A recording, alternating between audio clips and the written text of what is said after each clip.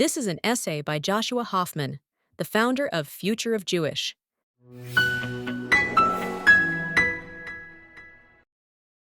The moment a celebrity steps up to a microphone and clears their throat to share their political views, I stop listening. Not because I'm offended and not because I disagree, but because I already know what's coming. A slogan dressed up as wisdom, moral certainty without cost, applause standing in for argument. I don't want to hear what celebrities think about politics. Not because they're evil or stupid or malicious, but because their opinions are structurally unearned, artificially amplified, and fundamentally disconnected from how political consequences are actually lived. Celebrity culture trains us to confuse visibility with wisdom. If someone can act, sing, dunk a basketball, or command a stage, we treat their opinions as if they arrived pre-validated. Millions of followers become a proxy for credibility. Applause becomes evidence. But fame is not a credential. It's an algorithmic accident, reinforced by money, branding, and repetition. The fact that someone is exceptional at one narrow skill does not make them a reliable guide through complex moral, historical, or geopolitical terrain. What's rarely acknowledged is that celebrity political speech didn't rise because it was needed. It rose because something else collapsed. In earlier eras, societies looked to people who had earned moral authority through responsibility. Religious leaders embedded in communities, labor organizers accountable to workers, thinkers tested by debate, statesmen forced to live with the consequences of their decisions. As trust in institutions eroded, that authority didn't disappear. It was replaced. Celebrities stepped into the vacuum, not because celebrities were wiser, but because they were visible. The substitution was quiet and profoundly damaging. We didn't upgrade our moral guides. We lowered the bar. This matters because most celebrity politics is politics without consequence. The causes most loudly endorsed by cultural elites tend to impose their costs on people who don't share their insulation. Numerous studies of political behavior in the US show a familiar pattern. Progressive activism is most intense among the wealthy, the highly educated, and those clustered in places where policy failure is buffered by money, geography, and exit options. It is easy to demand radical reforms when you can afford private alternatives. It is easy to embrace sweeping moral positions when your life is protected by assets, security, and mobility.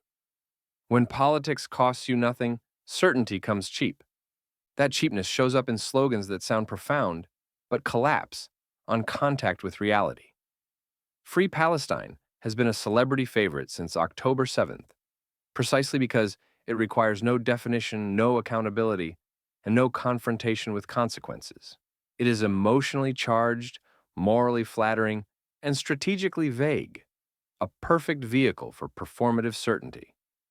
Free Palestine from whom? From Israel? From Hamas? From the Palestinian Authority? From Iranian sponsorship?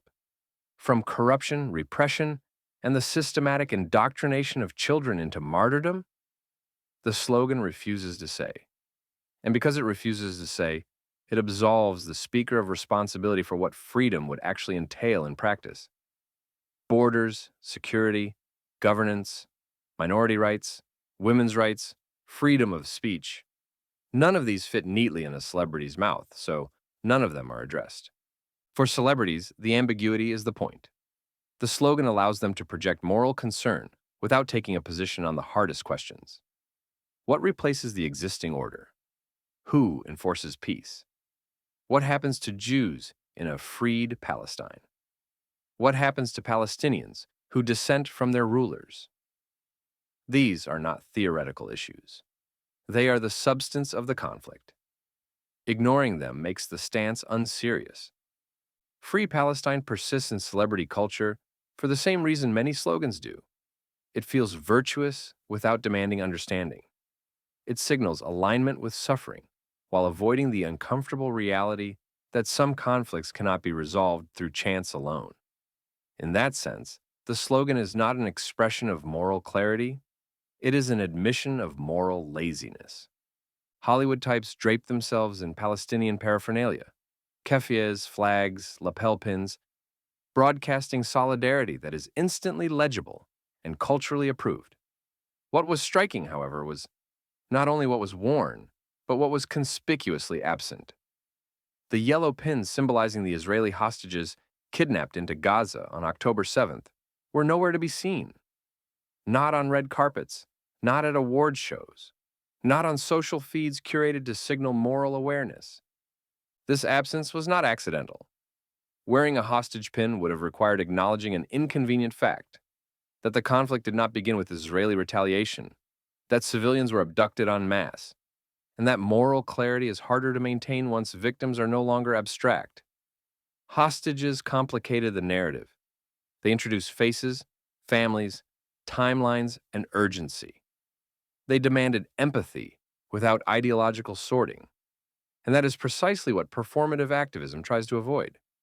Selective symbolism reveals selective compassion. It is easy to identify with suffering that aligns neatly with a preferred storyline. It is much harder to extend empathy when doing so disrupts the binary of oppressor and oppressed, or forces recognition of brutality committed by the right side of the moral ledger. The absence of hostage pins was not neutrality. It was a choice, a quiet decision about which victims count and which are better left unacknowledged. What makes this especially troubling is that hostage taking is not a contested policy question. It is a war crime. It is universally condemned in every other context. Yet when confronted with real people, children, women, parents, even grandparents, held in tunnels under Gaza, much of the celebrity class suddenly discovered the value of silence. The same figures who insist that silence is violence on other issues found themselves mute when solidarity carried reputational risk. No one is illegal on stolen land is another perfect example. It feels righteous, historically aware, morally elevated. It is also incoherent. All land is stolen land, if we're to be technical. Every nation, every border, every property regime rests on conquest, displacement, and force. If the slogan were meant seriously rather than performatively, it would invalidate not just immigration law, but property ownership, citizenship, and the modern state itself.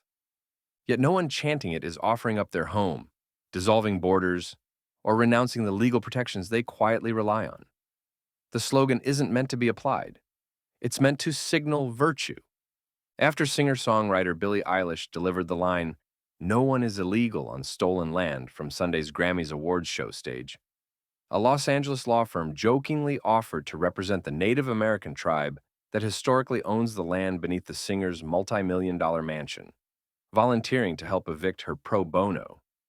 The point wasn't legal realism, it was moral exposure.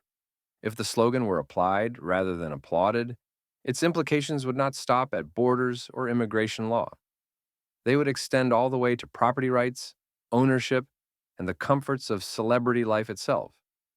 That's why these declarations so often collapse into farce. A celebrity denounces borders from the stage while living in a multi-million-dollar mansion, protected by zoning laws, title deeds, police, and private security, and then acts shocked when someone points out the contradiction. The moment moral theater collides with material reality, the performance is exposed. History isn't something to be grappled with, it's a costume to be worn. Celebrity activism also infantilizes the public. It assumes citizens cannot handle complexity, trade-offs, or uncertainty, that they must be spoon-fed morality in the form of villains and victims, hashtags and chants. Politics becomes a children's story, not an adult responsibility. This doesn't empower people. It trains them to feel informed without being informed. Emotional certainty replaces intellectual effort. Outrage substitutes for understanding. Compounding the problem is the absence of skin in the game. In real politics, legitimacy flows from proximity to consequences. Small business owners feel regulatory mistakes immediately. Parents experience school policy failures firsthand. Soldiers and their families live with the results of foreign policy. Celebrities, by contrast, can be wrong indefinitely without consequence. If a policy fails, they relocate. If a city declines, they leave. If violence rises, they hire protection. There is no feedback loop, no cost for error. In such an environment, moral recklessness is rewarded. This also explains the selective nature of celebrity outrage. Loudness tracks safety. Celebrities speak passionately, where consensus is already established, and silence carries reputational risk. They go quiet where facts are uncomfortable, where the moral landscape is messy, or where taking a stand might threaten their standing within elite circles. What they don't speak about is often more revealing than what they do. Courage in this ecosystem is carefully rationed. There is a final irony in all of this. As award shows and celebrity spectacles draw fewer viewers, the speeches have become more overtly political. Once winners spoke as if addressing the nation. Now they speak as if addressing a room that already agrees with them. The pretense of persuasion has evaporated. What remains is affirmation. Political speech not aimed at changing minds, but at reinforcing status within a shrinking cultural class. The smaller the audience, the louder the sermon. Then there are the celebrities who don't just dabble in political outrage, but directly profit from it. Outrage has become a business model. Podcasts monetized by grievance, documentaries funded by moral panic, social media followings converted into speaking fees and brand partnerships and cultural relevance. In this economy, the goal is not to understand an issue, but to inflame it, to simplify, polarize, and escalate, because anger converts better than nuance. The more apocalyptic the framing, the higher the engagement. The more absolute the moral claims, the more valuable the brand. Politics becomes less a civic responsibility and more a content vertical, optimized for clicks, applause, and revenue. When outrage pays the bills, there's no incentive for restraint, humility, or accuracy, only for escalation. Politics filtered through red carpets and acceptance speeches is not politics at all. It only becomes politics when it is grounded in lived experience, informed by history, tested by trade-offs, and argued by people who cannot escape the consequences of being wrong. A society that confuses fame for wisdom doesn't become more compassionate or more just. It becomes less capable of governing itself. That truth was stated more bluntly and more honestly than most acceptance speeches ever manage. When comedian Ricky Gervais opened the 2020 Golden Globes with a rare moment of clarity, saying, quote, "If you do win an award tonight, don't use it as a political platform to make a political speech. You're in no position to lecture the public about anything.